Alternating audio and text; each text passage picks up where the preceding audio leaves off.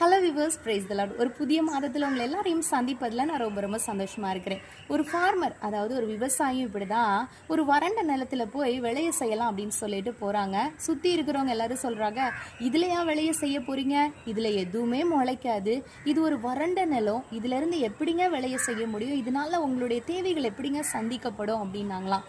ஆனாலும் இந்த ஃபார்மர் யோசிச்சாரா, ஆமாம்ல, இது வறண்ட நிலமாக இருக்குது, அக்கப்பக்கத்தில் இருக்கவங்கெல்லாம் இப்படி சொல்கிறாங்களே, அப்போது இந்த நிலத்தில் நம்ம ஏதாவது விளைய செய்தா இதுக்கான பலனை நம்மளால பெற்றுக்கொள்ள முடியாதோ அப்படின்னு சொல்லிட்டு சோகமா வீடு திரும்பிட்டாராம். வீடு திரும்பினதுக்கு அப்புறமும் பல முறை யோசிக்கிறாரு, இதுல எப்படி விளைய செய்யும், இதுல எப்படி இதுல முளைக்கும், நான் போடுற விதைகள் எல்லாம் ஒரு யூஸ்லெஸ்ஸா போயிடுமோ, இது எத்தனை மாசம் நான் காத்திருந்தாலும் இதுக்கு பலன் கிடைக்காதோ அப்படின்னு சொல்லிட்டு யோசிச்சுட்டே இருந்தாங்க.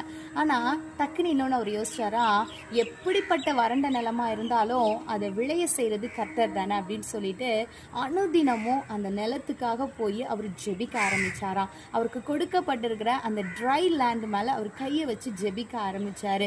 இன்னைக்கு இதை பார்த்துட்டு இருக்கிற நீங்களும் உங்களுடைய வாழ்க்கையில ஒரு புதிய மாதத்துக்குள்ள போகும்போது ஒரு ட்ரை லேண்ட் போல இருக்குதா, இல்ல இதெல்லாம் நடக்கவே செய்யாது அப்படின்னு சுத்தி இருக்கிறவங்க எல்லாம் சொல்றாங்களா, இல்ல டாக்டர் சொல்றாங்களா இதெல்லாம் பாசிபிளே கிடையாது அப்படின்னு சொல்றாங்களா?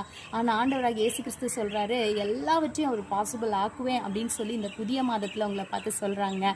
அதே போலதான் அந்த ஃபார்மருக்கு சில மாதங்களுக்கு அப்புறம் அவர் நம்பிக்கையோடு அதில் விளைய செய்யும் போது நூறத்தன்மையாக பலனை அவர் பெற்றுக்கொண்டாரு. அக்கம் பக்கத்தில் இருக்கவங்க எல்லாம் ஆச்சரியப்படத்தக்கதான ஒரு காரியத்தை கண்டாங்க.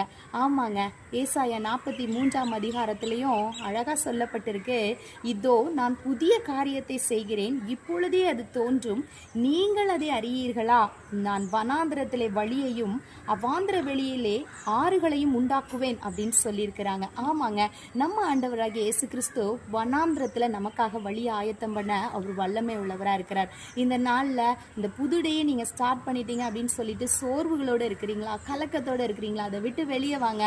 ஆண்டவர் உங்களுக்கான வழிகளை ஆயத்தம் பண்ண அவர் வல்லமை உள்ளவராக இருக்கிறார். May god bless you. By.